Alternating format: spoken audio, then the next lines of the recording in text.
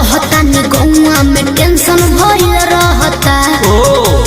जानी ट्यूशन में बन के पोजीशन में फेरा में सब रहता।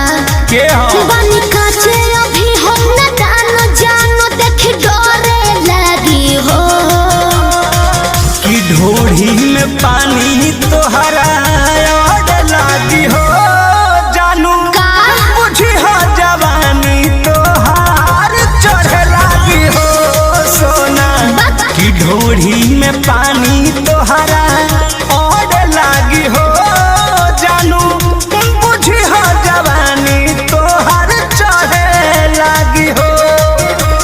चुप रहा।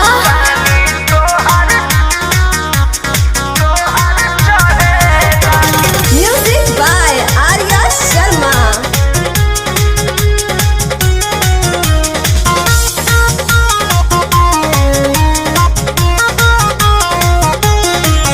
कुछ के नहीं जानकारी बहो लाइन मारे वाला काम जारी बहो ई का करता हो।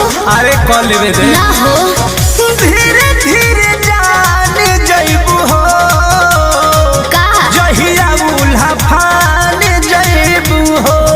कुछ के नहीं जानकारी बहो लाइन मारे वाला काम जारी बहो देख साथ धइला हाथ सब सवारे लगे हो।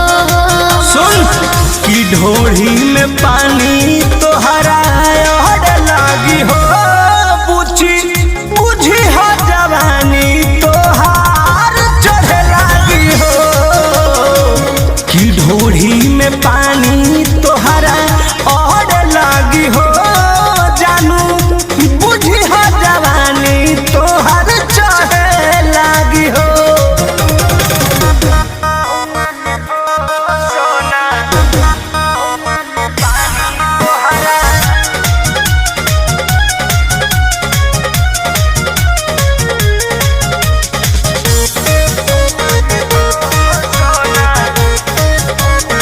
कृष्ण बेदर दिसे विरोध बाहो फेरा में परल परमोध बाहो। ये तो सच बोली हो हो चंदन बियाहूत गचबा काहे चीज तोहर भेरी मचबा। कृष्ण बेदर दिसे विरोध बाहो फेरा में परल परमोध बाहो कहे शिल्पी राज सब काज मोर भी कहरे लगी हो। ऐसन बात बा हाँ जी ढोढ़ी में पानी तोहरा और लागी हो जानू अच्छा बुझी हो जवानी तोहार चढ़े लागी हो ओ कि ढोढ़ी में पानी तोहर और लागी हो जानू बुझी हो जवानी तोहर चढ़े लागी हो। पढ़ता नि नौआ में रहता नि गौआ में टेंशन भइल रहता।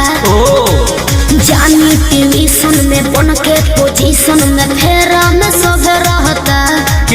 बानी काचे अभी हम न जानो देख डरे लगी हो कि ढोढ़ी में पानी तोहरा और लागी हो जानू बुझी हो जवानी तोहार चढ़े लागी हो सोना कि ढोढ़ी में पानी तोहरा